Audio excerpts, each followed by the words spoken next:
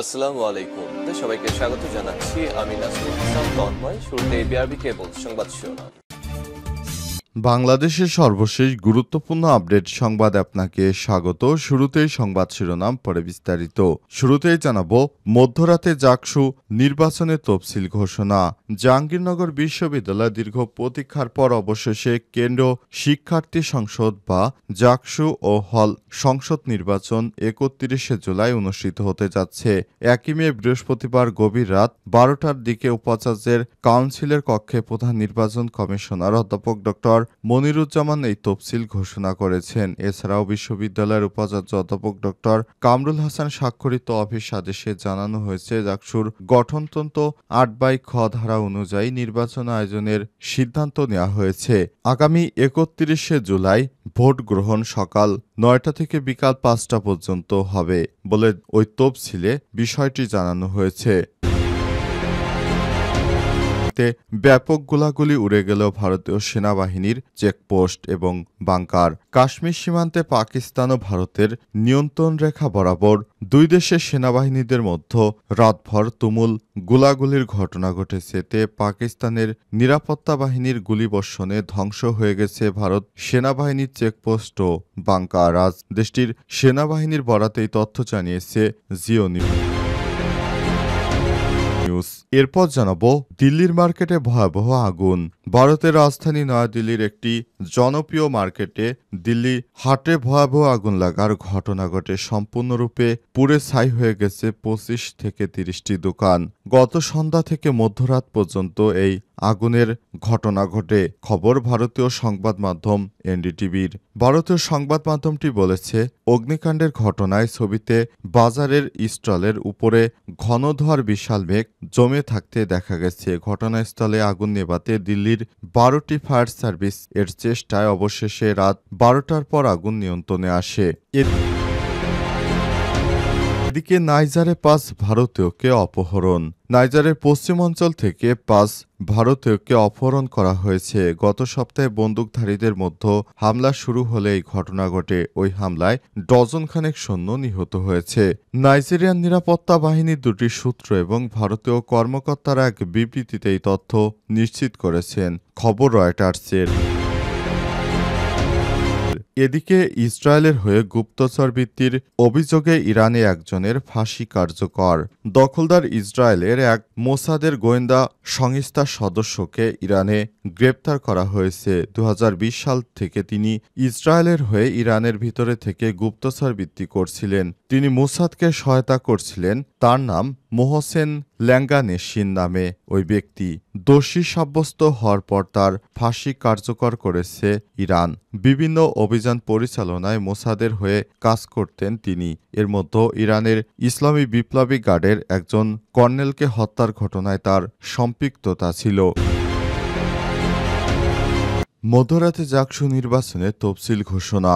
জাহাঙ্গীরনগর বিশ্ববিদ্যালয় দীর্ঘ প্রতীক্ষার পর অবশেষে কেন্দ্রীয় শিক্ষার্থী সংসদ বা জাকসু হল সংসদ নির্বাচন ৩১ জুলাই অনুষ্ঠিত হতে যাচ্ছে।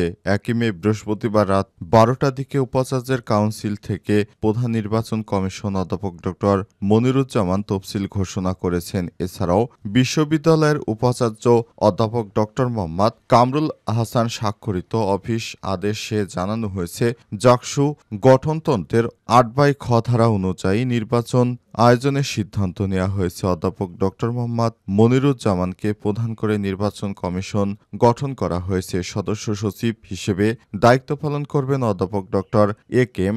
রাশিদুল আলম। কমিশনের অন্যান্য সদস্যরা হলেন জীববিজ্ঞান অনুষদের ডিন ভারপ্রাপ্ত অধ্যাপক ডক্টর মোহাম্মদ মাফরুহি সাত্তার, ইতিহাস বিভাগের অধ্যাপক ডক্টর মোহাম্মদ লুৎফুল এলাহি এবং নৃবিজ্ঞান বিভাগের অধ্যাপক রেজওয়ানা করিম স্নিগ্ধা।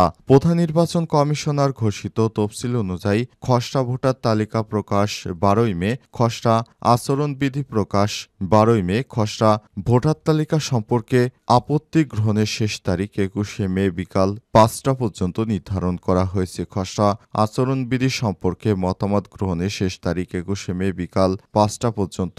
চূড়ান্ত হালনাগাদ ভোটার তালিকা প্রকাশ ৩০শে জুন, চূড়ান্ত আচরণবিধি প্রকাশ ৩০শে জুন, মনোনয়নপত্র সংগ্রহ 1 জুলাই থেকে 3 জুলাই পর্যন্ত মনোনয়নপত্র জমা দান, 1 জুলাই থেকে 7 জুলাই পর্যন্ত মনোনয়নপত্র যাচাই বাছাই ও খসড়া প্রার্থী তালিকা, 9 জুলাই মনোনয়নপত্রের বৈধতার বিষয় এবং বাতিলের বিরুদ্ধে আপিল আবেদন গ্রহণ, 11 জুলাই আপিল শুনানি গ্রহণ ও আপিলের রায় ঘোষণা, 13 জুলাই মনোনয়নপত্র প্রত্যাহারের শেষ তারিখ, 14 জুলাই প্রার্থীদের চূড়ান্ত তালিকা প্রকাশ, 15 জুলাই নির্বাচন প্রচারণা, 16 জুলাই থেকে 28 জুলাই রাত 12টা পর্যন্ত বিনা প্রতিদ্বন্দ্বিতায় নির্বাচিত প্রার্থীদের তালিকা প্রকাশ, 16 জুলাই এবং ভোট গ্রহণ 31 জুলাই সকাল 9টা থেকে বিকাল 5টা পর্যন্ত এবং একই দিন ভোট ও ফলাফল প্রকাশ করা হবে বলে তফসিলে উল্লেখ করা হয়েছে।